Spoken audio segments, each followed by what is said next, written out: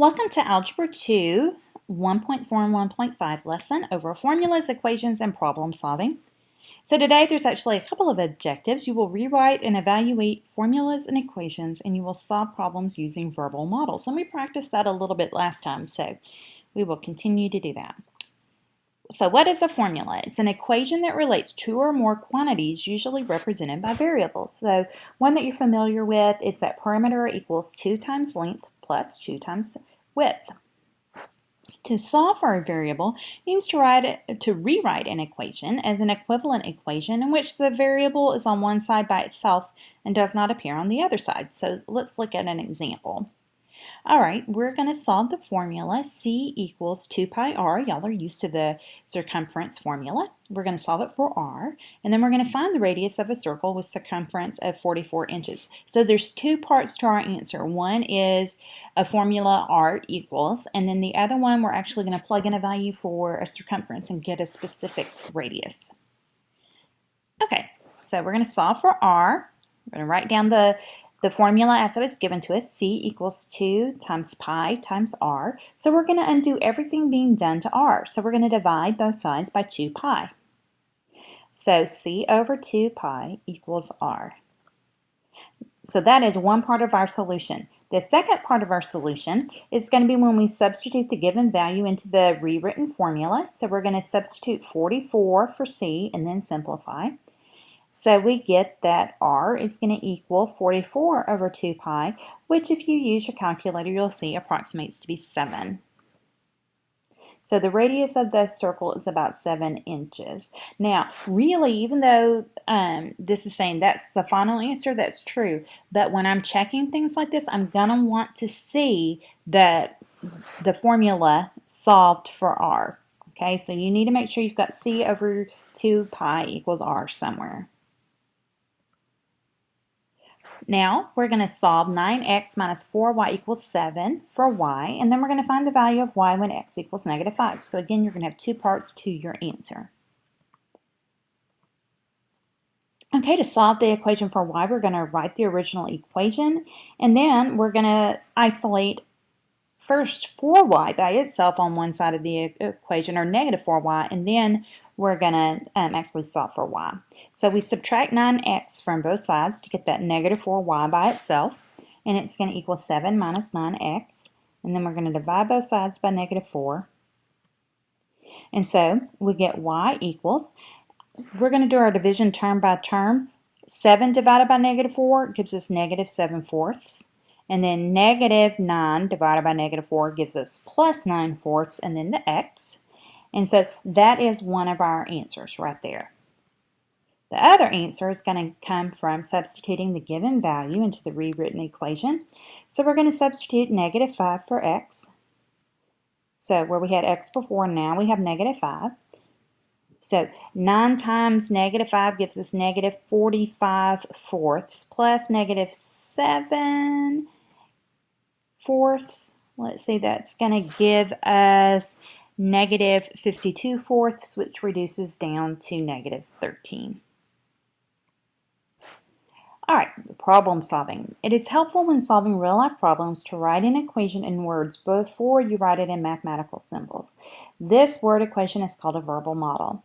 To write your verbal or algebraic model, as you might use problem-solving strategies such as using a formula, looking for a pattern, or drawing a diagram. Okay, let's use a formula.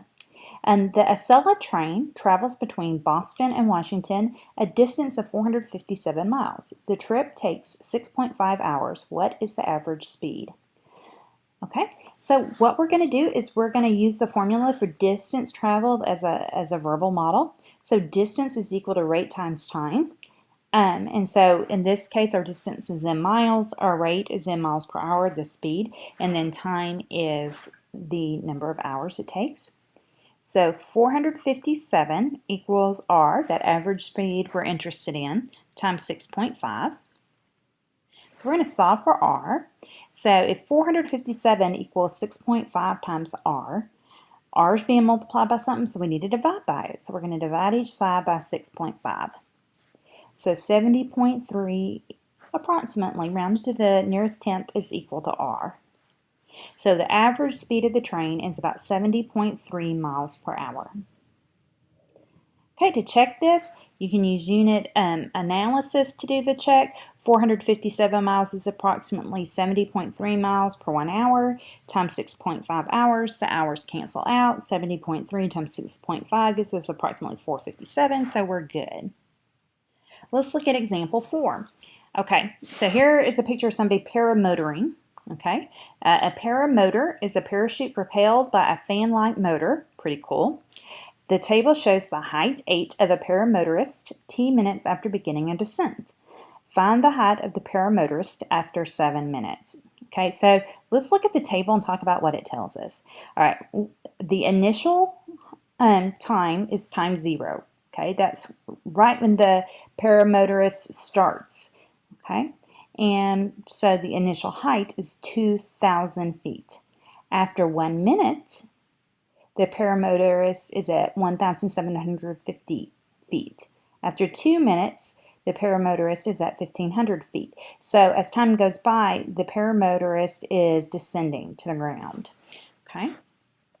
So let's look at the solution. The height decreases by 250 feet per minute, right? From 2,000 to 1,750, that's a subtraction of 250 feet. And then it's going to go down another 250 feet to 1,500, and then again and again. So we can assume that pattern is going to continue. You can use this pattern to write a verbal model for the height. The height is going to equal the initial height minus the rate of descent, the number of feet per minute of altitude that the paramotorist is losing, because it's wanting to head to the ground, and times time, the amount of time that the paramotorist has actually been descending. So algebraically, h equals 2,000, that initial height when time was 0, minus 250, because that's the rate of descent, times time.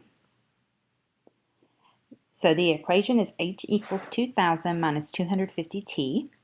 So that is the model. Okay, that's the model for any point in time, t. So after 7 minutes, h is equal to 2,000 minus 250 times 7 is equal to 250 feet. So the paramotorist has 1 more minute before he or she is going to descend. Let's look at one more word problem about banners. And on this one, drawing a diagram is going to be helpful. You are hanging 4 championship banners on a wall in your school's gym. The banners are 8 feet wide. The wall is 62 feet long. There should be an equal amount of space between the ends of the wall and the banners, and between each pair of banners. That way it looks nice. How far apart should the banners be placed? All right, let's begin by drawing and labeling a diagram as shown. All right, so we know across the wall there's 62 feet. Okay, that's what this is telling me. Okay, there's 62 feet. So I need a space that's x. We don't know how big the spaces should be, but we're going to have a space because between the wall and the banners there should be a space.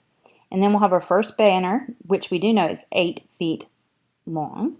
And then we have another x feet of space, and then we have our second banner, which is 8 feet long. And then we have another x feet of space. Our third banner, 8 feet long, space of x feet. Fourth banner and last banner, which is 8 feet long, and then we need that same amount x feet of space there till we get to the second wall. So we're going to have x plus 8 plus x plus 8 plus x plus 8 plus x plus 8 plus x equals 62. Okay, that's our equation. So you can see it's all written out there. So what we want to do is we want to combine like terms. So if you count your x's, you've got, let's see, 1, 2, 3, 4, 5 x's. And then 8 plus 8 plus 8 plus 8 is 32. So 5x plus 32 equals 62. So we're going to subtract 32 from each side. 5x equals 60. Divide by 5, and we get x equals 6. So each of those little banners needs to be placed 6 feet apart. Okay, guys. That is it for examples. You are ready to try the problems to try on your own. Now, if you get stuck on one of those, make sure you go back and either rewatch the video, come talk to me, go in for some peer tutoring, because remember, you will not get full credit for your notes if you have not tried, and I mean really done a good job on those problems to try on your own. Okay, so make sure that you do that. All right, guys, I look forward to seeing you in class or earlier if you need to come by and get some help. Okay, have a good day. I will see you soon.